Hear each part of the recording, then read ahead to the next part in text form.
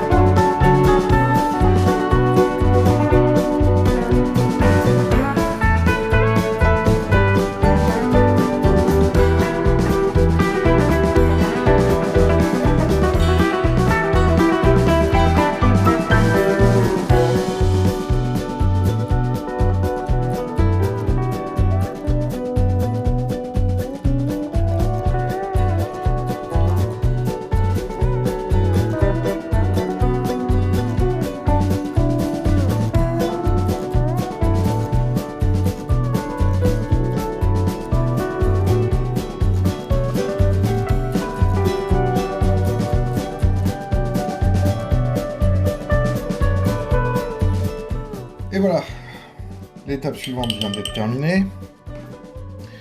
Donc comme vous voyez, déjà avec l'application de la terre ici et du scatter matériel ici,